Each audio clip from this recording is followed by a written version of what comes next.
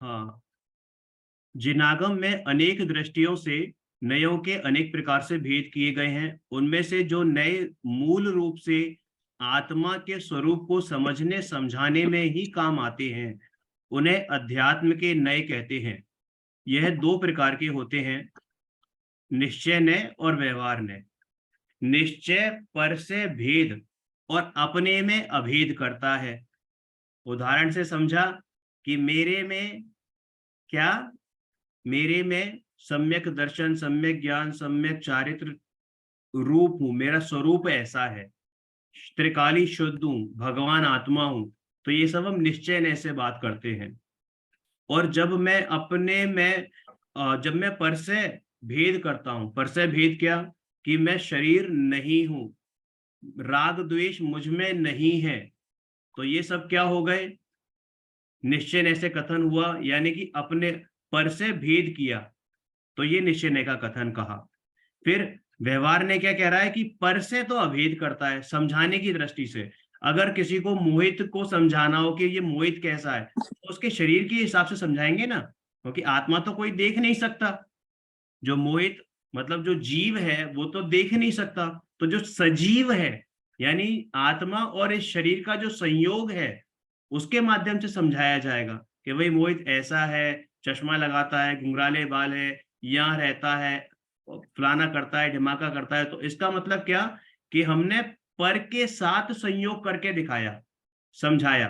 तो पर से तो अभेद किया और अपने में भेद कर लिए, कि मुझ में ज्ञान है, मुझ में दर्शन है, मुझ में चारित्र है। तो वो क्या, अभी वो भेद कर लिए। कैसे भेद किए, कैसे भेद किए, कि भाई दर्शन अलग कर दिया, ज्ञान अलग कर दिया, चारित्र अलग कर दिया, सारे गुणों को अलग अलग करके समझाया। तो वो क्या हो गया, भेद हो गए, अपने में ही भेद हो गए।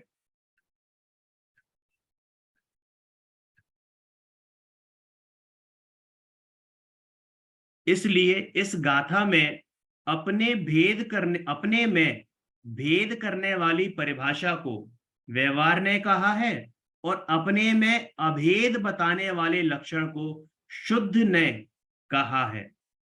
शुद्ध ने निश्चय ने का ही एक भेद है। जब हम आगे पढ़ेंगे ना व्यवहार के भेद और निश्चय के भेद, तो उसमें से एक ने शुद्ध ने है, जो निश्चय ने का भेद है। नयों के भेद प्रभेद की जानकारी के लिए नए चक्र गाइड का अवलोकन करना चाहिए। अब ये कह रहे हैं सातवीं गाथा में जीव की अन्य विशेषताओं को नयों के माध्यम से बताया जा रहा है। सातवीं गाथा, वर्ण रस पंच गंधा दो पासा अठनिचया जीवे णो संति मुत्ति तदो व्यवहारा मुत्ति बंधा दो। जीव मूर्त है या अमूर्त। मूर्त का मतलब रूपी और अमूर्त का मतलब अरूपी, यानी जो इंद्रिय ज्ञान से देखने जानने में आ सके वो तो होता है मूर्त, और जो इंद्रिय ज्ञान से देखने जानने में ना आ सके उसे कहते हैं अमूर्त। तो इसका समाधान ने अपेक्षा करते हुए कहा है कि निश्चय न से जीव में पांच वर्ण, पांच रस, दो गंध और आठ स्पर्श नहीं है। देखिए ये सब किसकी पर्याय है, किसके गुण है, स्पर्श रस गंध वर्ण, ये सब पुद्गल के गुण है। और पुद्गल क्या है, रूपी। रूपी यानी कि मूर्तिक पदार्थ है। बाकी की जो पांच द्रव्य हैं पुद्गल को छोड़कर, वो सारे के सारे अमूर्तिक है। लेकिन चूंकि यहाँ पर हम जीव और अजीव या जीव और पुद्गल के बारे में ही बात कर रहे हैं, है ना, तो इसलिए हम बाकी पदार्थों को नहीं लेंगे, बाकी द्रव्यों को नहीं लेंगे। अभी हम केवल जीव और पुद्गल की बात करेंगे। तो जीव और पुद्गल का ही कंपैरिजन चल रहा है। तो पुद्गल के में होते हैं वर्ण, स्पर्श रस गंध वर्ण। और स्पर्श कितने होते हैं, आठ प्रकार के स्पर्श। कैसे, हल्का भारी रूखा चिकना, है ना, और ठंडा गरम, सॉफ्ट और हार्ड, कठोर और नर्म। तो ये 8 प्रकार के स्पर्श होते हैं। फिर 5 वर्ण, काला, नीला, पीला, सफेद, हरा, इस तरीके से। ठीक है, वर्ण मतलब कलर्स। 5 रस, रस मतलब जो टेस्ट करते हैं, कैसा टेस्ट होता है, खट्टा, मीठा, कशैला, चरपरा, तीखा।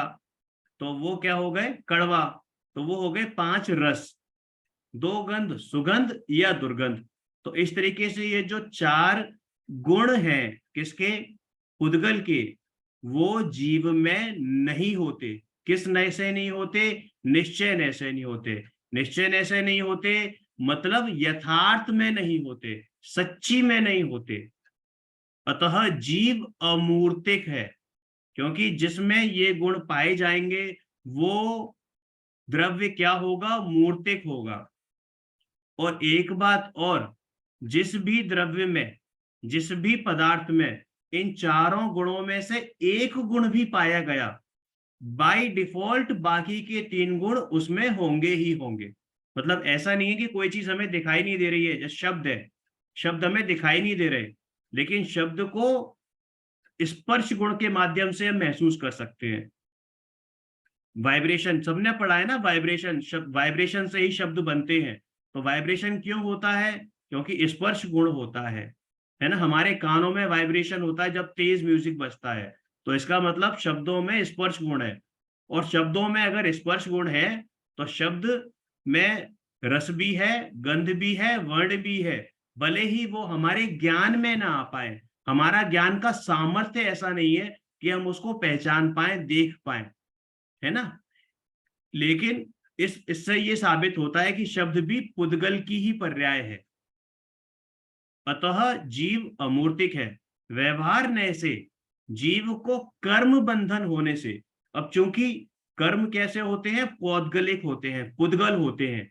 इस और कर्मों का बंधन अनादि से चला आ रहा है इस जीव को, जब तक ये मुक्त नहीं हुआ। जब तक मुक्त नहीं हुआ तब तक कर्मों का बंधन अनादि से चला आ रहा है। इसलिए इस जीव को मूर्तिक कहा गया है। किस नय से, व्यवहार नय से। इस जीव में, इस गाथा में जीव को कथनचित मूर्त और कथनचित अमूर्त कहा गया है। कथनचित का मतलब होता है एक एंगल से कहना, कहना है नहीं, कहना।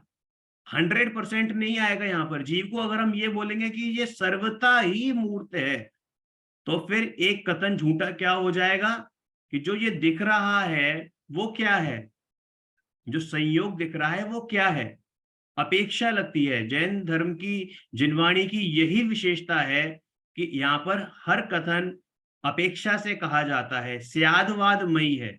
तो यहाँ पे स्याद पद लगा है, स्याद पद का मतलब अपेक्षा से। जीव को कथनचित मूर्त या जीव को अपेक्षा से मूर्त और एक अपेक्षा से अमूर्त कहा गया है। निश्चय नय की अपेक्षा विचार करें तो जीव अमूर्त है। और क्योंकि जीव में रूप यानी कि वर्ण, रस, गंध और स्पर्श नहीं है, जो कि पुद्गल के गुण है, किंतु संसार दशा में मूर्तिक कर्मों के साथ उसका बंधन होता है। अतः संयोग का ज्ञान कराने के लिए उसे व्यवहार नय से मूर्तिक कहा गया है, कहा जाता है ना। मतलब संयोग का ज्ञान कर, अगर हम यही मान ले कि मैं तो सर्वथा अमूर्तिक हूं, अगर ये मान ले कि जीव सर्वथा अमूर्तिक है, तो इसका सबसे बड़ा दुष्प्रभाव ये पड़ेगा कि हम प्रमादी हो जाएंगे। फिर हम क्या करेंगे, चींटी है, जो छोटे छोटे जीव हैं जो हमसे कम ताकतवर हैं, अगर उनकी हिंसा भी हो जाएगी, अरे इसको तो कुछ हुआ ही नहीं, ये तो अमूर्तिक है ना, ये जो गया है ये तो पुद्गल था। आप समझ रहे हैं, तो ये स्वच्छंदता आ जाएगी। इस स्वच्छंदता से बचने के लिए हम ये कहते हैं कि जीव कथनचित अमूर्तिक है और कथनचित मूर्तिक है।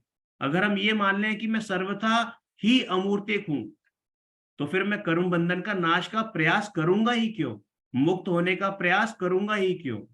तो इसलिए हमें बचाने के लिए आचार्य श्री ने ये नयों से हमें समझाया है। ठीक है। यदि निश्चय न से भी जीव को मूर्तिक मानेंगे तो जीव अजीव का कोई भेद नहीं रह जाएगा और जीव का अभाव सिद्ध हो जाएगा। निश्चय न से अगर जीव को मूर्तिक मानेंगे तो, मैंने अमूर्तिक मानेंगे उसका बता दिया लॉस। अब अगर हम मूर्तिक मानेंगे तो जीव क्या हो जाएगा, सर्वथा पुद्गल हो जाएगा, यानी कि जीव और अजीव का भेद खत्म और जीव भी, अब जीव रहेगा ही नहीं, जीव का अभाव ही सिद्ध हो जाएगा, एग्जिस्टेंस खत्म हो जाएगी जीव की। तो इस प्रकार हम देखते हैं कि निश्चय ने जीव के त्रिकाली स्वरूप अमूर्तपना को बताता है और व्यवहार ने पुद्गल कर्म के साथ का अनादि संबंध बताता है। सफेद, काला, पीला, लाल, हरा, यह वर्ण गुण की 5 पर्याय हैं, वर्ण गुण की। चरपरा, कड़वा, कशेला, मीठा, खट्टा, ये रस गुण की 5 पर्याय हैं। सुगंध, दुर्गंध, ये गंध गुण की 2 पर्याय हैं। और हल्का, भारी, रूखा, चिकना, ठंडा, गरम, नरम, कठोर, ये स्पर्श गुण की 8 पर्याय हैं। इस प्रकार कुल मिलाकर पुद्गल की 20 पर्याय होती हैं। शब्द, अब जो शब्द की बात हो रही थी, है ना, शब्द क्या है, शब्द पुद्गल ही है। शब्द पुद्गल का गुण नहीं है, शब्द स्वयं में ही एक पुद्गल है, यानी कि पुद्गल की पर्याय है। शब्द पुद्गल का गुण नहीं बल्कि पर्याय है, इसलिए उसे ऊपर लिया नहीं गया है। यहां ध्यान देने वाली बात यह है कि तीसरी गाथा में पुद्गल प्राणों के साथ का व्यवहार संबंध बताया था और यहाँ पुद्गल कर्म के साथ व्यवहार संबंध बताया है। पुद्गल प्राण कौन से थे, इंद्रिय प्राण वगैरह जो थे ना, 10 प्राण, 4 प्राण से लेके 10 प्राणों तक, तो वो व्यवहार संबंध बताया था, वो सारे पुद्गल के प्राण थे। और यहाँ पुद्गल कर्मों के साथ व्यवहार संबंध बताया है। ठीक है। इस प्रकार 8वीं गाथा में जीव के कर्तृत्व को नयों के माध्यम से बताया जा रहा है। तो हमने ये क्या पढ़ा, 7वां अधिकार था आपका, तीसरा अधिकार अमूर्तिकत्व अधिकार। अब है कर्ता अधिकार, जहां जीव के कर्तृत्व को, कि जीव किस चीज का करता है, किसका करता है, उसके बारे में नयों के माध्यम से बताया जा रहा है। पढ़ते हैं एक बार गाथा। पुग्गल कम्मादीडं कत्ता व्यवहारो व्यवहार दूढ़िच्चयदो चेदन कम्माणादा शुद्धणया शुद्ध भावाणम। जीव को किस अपेक्षा से कर्ता कहा है, यह बताते हुए इस गाथा में कहा गया है, क्या कहा गया है, आत्मा निश्चय ने से चेतन कर्मों यानी भाव कर्मों का करता है। भाव कर्म कैसे हो गए, भाव कर्म क्या, मोह, राग, द्वेष, ये सब क्या हो गए, भाव कर्म। निश्चय न से, घबराइएगा नहीं, अभी बात क्या करी थी कि सब मतलब जीव तो शुद्ध है, शुद्ध ही है, लेकिन निश्चय ने को भी 4 भागों में डिवाइड किया जाता है। यह निश्चय ने कहा है, शुद्ध निश्चय ने नहीं, है ना। शुद्ध ने से तो शुद्ध भावों का करता और व्यवहार से पुद्गल कर्म आदि का करता है। देखिए कर्म 3 तरीके के होते हैं, पढ़ा था हमने, द्रव्य कर्म, भाव कर्म, नौ कर्म। ठीक है। तो द्रव्य कर्म से अपना कोई संबंध है नहीं, क्योंकि वो पुद्गल है, मैं जीव हूं। हमारा संबंध 9 कर्मों से भी नहीं है, क्योंकि वो तो संयोग हैं जो हमें कर्मों के फल स्वरूप मिलते हैं, उनसे भी कोई संबंध नहीं है। हम, हमारा जिस पे जोर चल सकता है, चलता है, वो एक्चुअली है भाव कर्म, क्योंकि भाव कर्म के निमित्त से ही ये सारी चीजें आती हैं, मोह, राग, द्वेष। ठीक है। तो ये जो भाव कर्म है ना, इनको चेतन कर्म कहते हैं, क्योंकि ये जीव की विकारी पर्याय है, जीव की स्वयं की विकारी पर्याय है ये भाव कर्म। अतः निश्चय न से चेतन, निश्चय न से चेतन कर्म भाव कर्म का करता है। आत्मा निश्चय न से चेतन कर्मों या भाव कर्म, चेतन कर्म कह लो या भाव कर्म कह लो, उसे शुद्ध ने से शुद्ध भावों का करता और व्यवहारनय से पुद्गल कर्मादि का कर्ता कहा है। इस गाथा में 3 नय कहे हैं, निश्चय नय, शुद्ध नय और व्यवहार नय। अब देखिए जो ऊपर बात कही थी, भाव कर्मों का कर्ता कैसे है, क्योंकि निश्चय नय के फर्दर 4 भेद होते हैं। पहला होता है अशुद्ध निश्चय नय। कौन सा? अशुद्ध निश्चय नय। दूसरा होता है एक देश शुद्ध निश्चय नय। तीसरा होता है साक्षात शुद्ध निश्चय नय। और चौथा होता है परम शुद्ध निश्चय नय। ठीक है, यहां पर 2 भेद बताए हैं निश्चय नय के, पढ़ेंगे आगे कि एक है अशुद्ध निश्चय नय। तो जो ऊपर भाव कर्मों का कर्ता कहा है वो अशुद्ध निश्चय नय से कहा है। समझ में आई बात? बाकी की जो 3 भेद हैं, कौन से? एक देश और साक्षात और परम शुद्ध निश्चय नय, ये सब शुद्ध निश्चय नय के ही भेद हैं।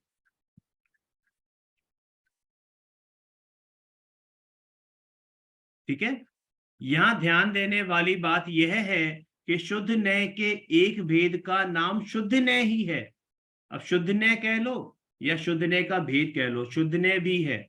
और शास्त्रों में भी दोनों के लिए शुद्ध नय का प्रयोग ही अधिकांशतः मिलता है, किंतु समझने में कंफ्यूजन ना हो इसलिए मूल भेद के लिए तो शुद्ध नय और उसके भेद के लिए दूसरा नाम साक्षात शुद्ध नय। मैंने बताया था आपको, एक देश, साक्षात और परम शुद्ध। ठीक है, अशुद्ध निश्चय नय से अशुद्ध चेतन भावों यानी कि भाव कर्म, कौन कौन से? मोह राग द्वेष आदि का कर्ता भोक्ता जीव को कहा जाता है। जैसे मैं रागी हूं, मैं क्रोधी हूं, मैं द्वेषी हूं, मैं मोही हूं, तो ये सब क्या हो गए? अशुद्ध निश्चय नय से। ठीक है, एक देश शुद्ध निश्चय नय से क्या हो गया? जब हमारी ये विकारी पर्याय में से कुछ विकारी पर्याय नष्ट हुई या उपशम हुआ और सम्यक्त्व प्राप्त हुआ, तो सम्यक दृष्टि, सम्यक ज्ञानी, मैं सम्यक दृष्टि हूं, तो ये क्या हुआ? एक देश शुद्ध निश्चय नय हुआ। अभी संपूर्ण निर्विकार अवस्था प्रकट नहीं हुई है ना, आधी अधूरी सी हुई है, क्योंकि केवल हमारे में सम्यक्त्व प्रकट हुआ है। मतलब जो सम्यक दृष्टि जीव है उनकी बात है। तो उनको क्या, अगर उनको हम ये बोलेंगे कि ये सम्यक दृष्टि है, तो वो किस हिसाब से बोल रहे हैं हम शुद्ध निश्चय ने, कौन सा? एक देश शुद्ध निश्चय ने के हिसाब से बोल रहे हैं। ठीक है, फिर पूर्ण शुद्ध पर्यायों का कर्ता भोक्ता किसे कहते हैं? साक्षात शुद्ध निश्चय ने। जैसे वह केवल ज्ञानी है। अब वह देखो, यहाँ पे क्या लिखा ऊपर? मैं सम्यक दृष्टि हूं, और नीचे क्या लिखा? वह केवल ज्ञानी है। अब ये जो पढ़ेंगे वो सम्यक दृष्टि तो पढ़ सकता है, केवल ज्ञानी पढ़ेंगे, इसलिए वहां पर वह लिया है। और पंचम काल में वैसे भी केवल ज्ञानी नहीं होते इस धरा पर, इसलिए कहा है कि वह केवल ज्ञानी है। ठीक है, साक्षात शुद्ध निश्चय ने से।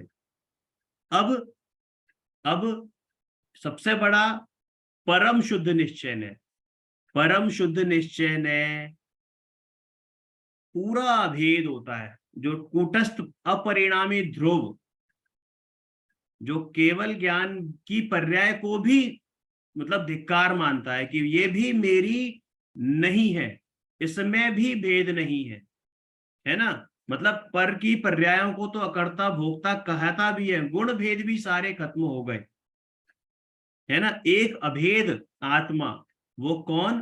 परम शुद्ध निश्चय ने, क्योंकि यह न पर्यायों को नहीं द्रव्य को अपना विषय बनाता है। द्रव्य यानी कौन? कूटस्थ अपरिणामी ध्रुव, उसको अपना विषय बनाता है कि मैं ही हूं। समय सार जी की गाथा नंबर 6 में आता है, जो सो दो सुधु चेव, यानी कि जो है सो ही है, उसमें भेद मत मतलब करो। भैया, हाँ जी, जब दृष्टि करनी हो तो पूरे द्रव्य की करते हैं ना। जब तो उसके लिए जब हम अपनी दृष्टि करते हैं तो पर्यायों की नहीं, पूरे द्रव्य की करते हैं। तो पूरे ये वही द्रव्य है ना, जिस पूरे द्रव्य की हम दृष्टि करते हैं, जो पूर्ण रूप से शुद्ध है, जिसको कर्मों ने छुआ नहीं, जिसकी कोई पर्याय नहीं, उसी की बात हो रही है ना ये। हाँ वही तो बता रहा हूँ ना मैं, कि परम जो शुद्ध बिल्कुल, निश्चय है तो। हाँ बिल्कुल जो सेंटर है, अपरिणामी ध्रुव है ना, हाँ, उसी की दृष्टि करनी है। वही कौन है? मुझे एक हाँ, परम शुद्ध एक निश्चय का विषय वही है। उसी को, उसी की ओर दृष्टि करके ही हम पर्यायों में हम्म, भी शुद्धता प्रकट कर सकते हैं। तभी सम्यक दर्शन और फिर केवल ज्ञान प्रकट होगा, ऐसा ही लेंगे ना बरोबर इसको। बरोबर बरोबर बरोबर। एक बात और, एक डाउट और है भैया, जो आपने पीछे बोला कि जो क्या कहते हैं, मति श्रुत ज्ञान परोक्ष बोला ना आपने, पर को जानने की अपेक्षा। मुझे ऐसा लगता है कि इंद्रियों से जानते हैं इसलिए परोक्ष का है। हाँ तो पर को कैसे क्योंकि जानते हैं? इंद्रियों से तो जानते हैं ना, मतलब इंद्रियों के माध्यम से, हाँ, इंद्रियों के इंद्रियों के माध्यम से। माध्यम से हम जानते हैं, हम्म। इसलिए परोक्ष ज्ञान का। हाँ एक्चुअली बिल्कुल। मेरे सर में दर्द है तो मैं सिर्फ सुन रही हूँ, पर मुझे ये बात क्लिक हुई माइंड में कि बुक में ये ऐसा लिखा हुआ है, या मुझे डाउट है इस नहीं बारे नहीं में। सही है, आप देखो दोनों बातें एक ही हैं। पर को जानते हैं हम्म। किससे? पर को हम इंद्रियों के माध्यम से जानते हैं ना, अपने आत्मज्ञान के माध्यम से तो नहीं जानते हम पर को। हम इंद्रियों के हाँ, माध्यम से ही बात जानते हैं सही है ना, आपकी। आत्मज्ञान के लेकिन माध्यम से। उसी अब जैसे भगवान जानते हाँ, हैं, भगवान है, केवल ज्ञानी है ना, हाँ, केवल ज्ञानी है, हाँ, वो तो या मन प्रत्यक्ष पर्याय होगा। ज्ञानी है, या अवधि ज्ञानी हाँ, है ना। तो वो हाँ, जब, हाँ, हाँ, उनको भी मति श्रुति होता है। तो मति श्रुति तो हम्म, जब वो पर को जानते हैं इंद्रियों के माध्यम से, तो उनको क्या है, हम्म, परोक्ष ज्ञान है। लेकिन जब वही हम्म। ज्ञान अपने में लगता है, उस समय इंद्रियों की आवश्यकता ही नहीं है, उस हाँ, समय वो तो प्रत्यक्ष होता है तो वो ना। प्रत्यक्ष ज्ञान हो बात गया, सही है आपकी। वो प्रत्यक्ष ज्ञान हो गया। मतलब हाँ, तो मतलब आप ये कह रहे हो कि जो हम इंद्रियों से जानते हैं उसे पर को जानना भी कह सकते हैं, और इंद्रियों से जानते हैं इसलिए परोक्ष ज्ञान क्या कहते हैं, दोनों बातें सही। इंद्रियों अच्छा, से ठीक तो है। हम पर को ही जान सकते हैं, उसमें हाँ, कोई हाँ, हाँ, कंडीशन ठीक। नहीं है, ऑप्शन नहीं है कोई। वो ओके, ओके, क्लियर हो वो गया। है ही, फैक्ट है, वो फैक्ट है, वो ऑप्शन नहीं है। हम्म, है ना, इसलिए उसको परोक्ष कहते हैं। Okay, okay. है ना, परम शुद्ध निश्चय ने से जीव को पर की पर्यायों का अकर्ता अभोक्ता कहा जाता है, क्योंकि यह न पर्यायों को नहीं, द्रव्य को अपना विषय बनाता है। इस प्रकार इस गाथा में कहे गए निश्चय ने, क्या लिखा है, निश्चय ने, इस प्रकार इस गाथा में कहे गए निश्चय नय से तात्पर्य अशुद्ध निश्चय नय से है। जो ऊपर बात कही थी ना, कि भाव कर्मों का कर्ता भोक्ता, तो वो कहां से है? अशुद्ध निश्चय नय से। और शुद्ध निश्चय नय से तात्पर्य क्या है? एक देश शुद्ध निश्चय नय। और फिर एक शुद्ध निश्चय जो बोला ऊपर, वो कौन सा है? साक्षात शुद्ध निश्चय नय। ठीक है। व्यवहार नय के भी चार भेद हैं। कौन कौन से व्यवहार नय के चार भेद बताए थे? हमने पढ़ा था, उपचरित असदभूत व्यवहार ने, अनुपचरित असदभूत व्यवहार ने, फिर उपचरित सदभूत व्यवहार ने, और अनुपचरित सदभूत व्यवहार ने। उपचरित असदभूत व्यवहार ने तो बिल्कुल दूर की चीज हो गई, जो मेरे शरीर से पृथक है ना, जो हमें संयोग मिले हैं। जैसे क्या?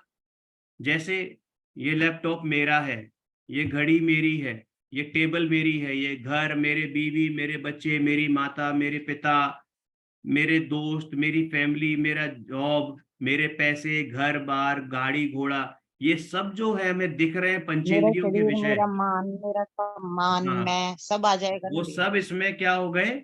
वो सब क्या हो गया? उपचरित असदभूत व्यवहार ने आ गए। ठीक है। अब थोड़ा सा और पास आते हैं, थोड़ा सा और पास आते हैं, क्या? कि आठ कर्म और शरीर का कर्ता भोक्ता, है ना, वो कौन हो गए? अनुपचरित असदभूत व्यवहार ने। आठ कर्म और शरीर का कर्ता, मतलब शरीर से संबंधित जितनी भी चीजें हैं, शरीर से संबंधित जितनी भी चीजें हैं, अंदर शरीर, जैसे शरीर मेरा, मैं सुंदर, मैं बलवान, मैं गरीब, मैं अमीर, ये सब क्या हो गया? अनुपचरित असद्भुत व्यवहार ने। ठीक है। फिर उसके बाद आता है उपचरित सद्भुत व्यवहार ने। अब हम शरीर के भी अंदर आ गए, शरीर को भी छोड़ दिया, अब हम किस में आ गए? आत्मा में आ गए। तो आत्मा की जो विकारी परिणाम है, कैसे विकारी परिणाम? मोह राग द्वेष वाले जो परिणाम है, विकारी परिणाम, वो क्या विषय हो गया? कि उनका मैं करता हूं, कि मैं क्रोध करता हूं, मैं राग करता हूं, मैंने मैंने प्रेम किया, मैंने गुस्सा किया, मैंने पुण्य किया, मैंने पाप किया। तो ये क्या हो गए? ये भाव कर्म हो गए, मोह राग द्वेष। तो ये सब क्या हो गए? ये सब हो गए हमारे उपचरित सद्भूत व्यवहार ने के। अब और अंदर आ जाओ, अब आत्मा में आ जाओ, उन कर्मों को भी छोड़ दो जिनसे बंधे हुए हैं। मोहित जी, एक हाँ क्वेश्चन है।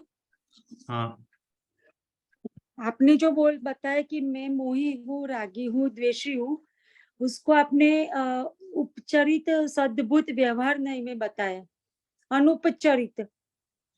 मैं रागी हूं, देखो दो फर्क है। सब कंफ्यूज होते हैं इसमें, किसमें? कि जो उपचरित सद्भूत व्यवहार ने है और अशुद्ध निश्चय ने है हाँ, ना? मुझे वही कंफ्यूजन है। हाँ, हाँ, देखिए जहां पे भेद नहीं किया, मतलब मैंने क्या माना? मैंने अपने आप को माना, क्या माना? कि मैं रागी हूं, मैं द्वेषी हूं। ब- जहां पे कोई जी तीसरी चीज नहीं है, तो वो तो निश्चय नय का हो गया, अशुद्ध निश्चय नय का। और जब मैंने ये माना जी कि मैं करता हूं, आप समझ रहे हैं ना, कि मैं राग द्वेष करता हूं, मैं गुस्सा करता हूं, ये उपचरित सद्भूत व्यवहारने का विषय हो गया। ठीक है। अब समझ आ गया। Thank you. ठीक है। तो ये हो गया। प्रस्तुत गाथा में कहे गए स्पष्ट पुद्गल का कर्ता जीव उपचरित असद्भुत व्यवहारने से है, और पुद्गल रूप शरीर व कर्म का कर्ता अनुपचरित असद्भुत व्यवहारने से है। संक्षेप में हम कह सकते हैं कि यद्यपि ज्ञान स्वभावी अमूर्त आत्मा पुद्गल कर्म आदि पर पदार्थों का कर्ता नहीं है, फिर भी उसे व्यवहार नय से कर्ता कहा जाता है। जीव के कर्तृत्व के समान भोक्तृत्व संबंधी अपेक्षा को गाथा 9 में बताया जा रहा है। आज यही विराम देते हैं, कल इसके आगे की चर्चा करेंगे। बाकी किसी को कुछ डिस्कशन करना हो तो ओपन फोरम है। बहुत अच्छा भैया, सारे चीजें रिपीट हो रही है ना, तो जो चीजें मान लो 80-90% पे थी ना समझ में, वो दोबारा से हो गए और क्लियर हो रही हैं। चलो बढ़िया है। आज थोड़ा लेट, अच्छा इसकी वो तो डालोगे ना भैया रिकॉर्डिंग? थोड़ा सा हाँ लेट हाँ हो गई थी, हाँ मैंने जी, हाँ क्लास जी, शुरू का 10 मिनट का छूट गया था। हाँ डालेंगे। ठीक है। चलिए ठीक है। ठीक।